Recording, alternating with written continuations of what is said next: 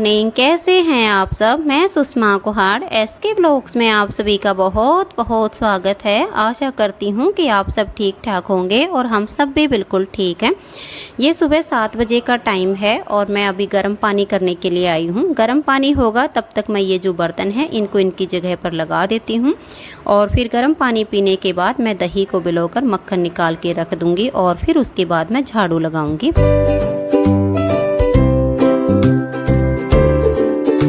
तो फ्रेंड्स से मैंने दही को भिगो के रख दिया है और अब मैं यहाँ पर झाड़ू लगा रही हूँ। और आज मैंने सारी दही को नहीं भिगोया है क्योंकि आज मैं घिया का रायता बनाऊंगी, तो मुझे आधी दही चाहिए थी और आधी लस्सी चाहिए थी, तो इस वजह से मैंने आधी दही को बचा के फ्रिज में रख दिया और जो बची उसे मैंने भिगो दिया है। और अभी मैंने चाय भी नहीं बनाई है, झाड़ू लगाने के बाद ही बनाऊंगी।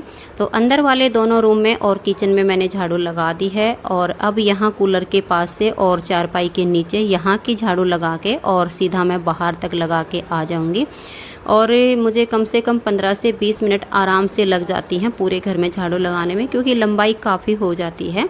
तो अभी मैं फटाफट झाड़ू लगा देती हूँ और फिर मैं चाय बनाऊँगी।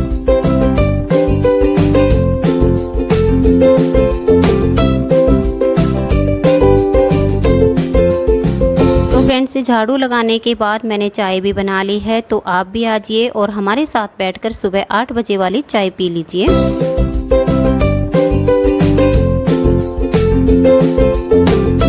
तो फ्रेंड्स चाय पीने के बाद अब मैं यहाँ घिया को छीलने के लिए बैठ गई हूँ। रेसिपी शेयर नहीं करूँगी क्योंकि इसकी रेसिपी मैंने पहले ही आप सबके साथ शेयर की हुई है।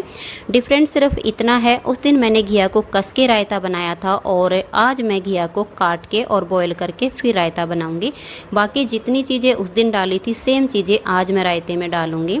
तो अभी मैं घिया को छील के काट के और बॉयल करने के लिए रख दूँगी।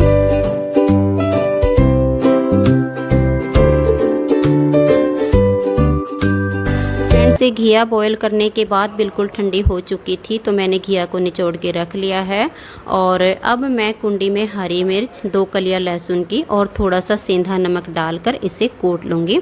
और इसे कूटने के बाद फिर ये जो घिया है इसे भी मैं कुंडी में डाल के अच्छे से कूट दूँगी, तो ये बिल्कुल मैश हो जाएगी। और फिर मैंने यहाँ पर 1 कटोरा दही का और 1 कटोरा लस्सी का लिया था, जिसे मैंने इस बड़े से बर्तन में मिक्स कर लिया है। अब ये कुटी हुई जो घिया है इसको मैं दही लस्सी में मिक्स कर दूंगी। फिर इसमें काली मिर्च का पाउडर और भुना हुआ जीरा और थोड़ा सा काला नमक डाल दूंगी। तो घिया का रायता इस तरह से मेरा बनके तैयार हो चुका है। तो अब मैं फटाफट रोटी बना लेती हूँ।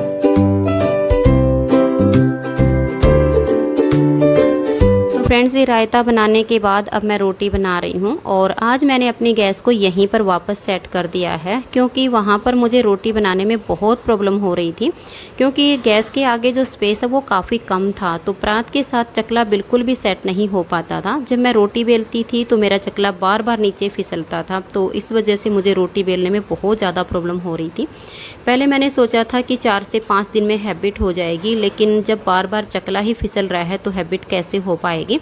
फिर मैंने सोचा कि किराए का मकान है और किराए के मकान में कुछ ना कुछ प्रॉब्लम हमेशा होती रहती है, तो मैं अपनी गैस को वापस यहीं पर सेट कर लेती हूँ। यहाँ पर यह है कि मैं रोटी आराम से बना पाती हूँ। तो रोटियाँ बन चुकी हैं, सब खा रहे हैं, तो आप भी आ जाइए और हमारे साथ बैठकर खाना खा लीजिए।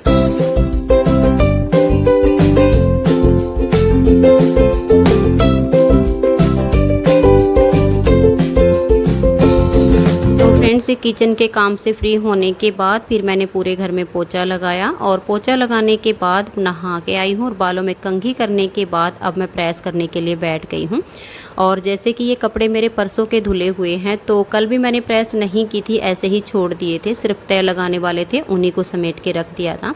और अब मैं सारे कपड़ों पे प्रेस करके और इनको इनकी जगह पर लगा दूँगी और फिर मैं 1 से 1.5 घंटे के लिए रेस्ट करूँगी। तो फ्रेंड्स ये शाम 4:30 बजे का टाइम है और अभी मैं किचन में आई हूँ। तो किचन में आने के बाद सबसे पहले मैंने जो बर्तन थे उनको उनकी जगह पर लगा दिया है और मैंने गैस पर 2 कप चाय भी बनने के लिए रख दी है। और चाय बनेगी तब तक मैं इनकी दादी जी और अपने छोटे बेटे अनुज के लिए बनाना शेक बना देती हूँ। विशाल ने मना कर दिया है क्योंकि उसे बनाना शेक कम ही पसंद आता है, बस कभी कभी पीता है। तो अभी इन दोनों के लिए मैं शेक बना के और इनको पिला देती हूँ, तब तक मेरी चाय भी बनके तैयार हो जाएगी। फ्रेंड्स इनकी दादी जी और अनुज को मैंने शेक बना के दिया, तब तक हमारी चाय भी बन के तैयार हो चुकी थी। तो अब हम दोनों यहाँ बैठकर चाय पी रहे हैं। तो आप भी आ जाइए और हमारे साथ बैठकर शाम की चाय पी लीजिए।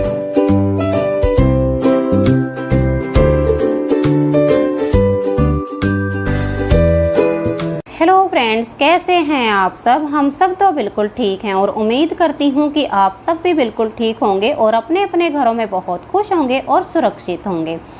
तो फ्रेंड्स अभी रात के 12 बजे हुए हैं और अभी मैं नहा के आई हूँ, तो सोचा कि आप सबके साथ बैठकर थोड़ी सी देर बात कर लेती हूँ।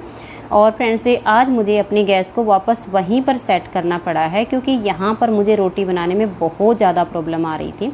क्योंकि एक तो इस स्लेब की जो चौड़ाई है वो बहुत कम है और दूसरा इधर वाले स्लेब की जो लंबाई है ये भी कम पड़ रही थी। और रोटी बनाते टाइम तो गैस को बिल्कुल सिंक तक ले जाना पड़ता था और फिर गैस के आगे थोड़ी सी जगह बनानी पड़ती थी, जिससे मेरी परात और मेरा चकला सेट हो जाए। फिर भी इतनी जगह नहीं बन पा रही थी कि परात के आगे चकला अच्छे से सेट हो पाए, क्योंकि चौड़ाई कम होने की वजह से इतना जो हिस्सा है चकले का वो नीचे आ रहा था और जब मैं रोटी बेलती थी तो बार बार नीचे फिसल जाता था, तो काफ़ी दिक्कत आ रही थी।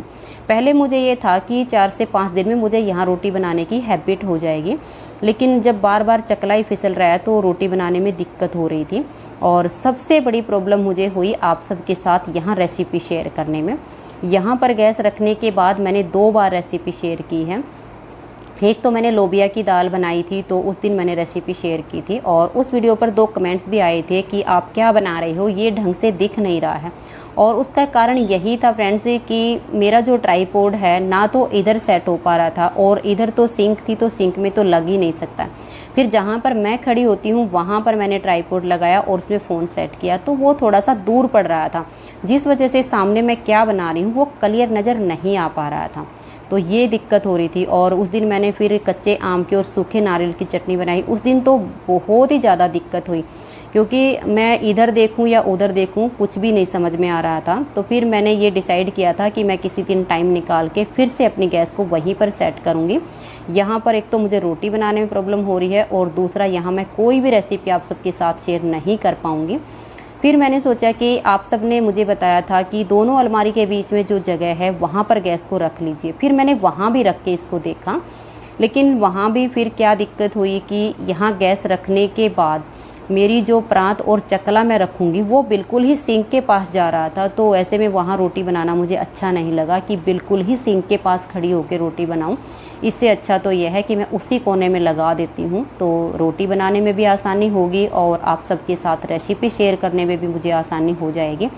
और फ्रेंड्स ये है कि किराए के मकान में कुछ ना कुछ प्रॉब्लम तो होती ही है।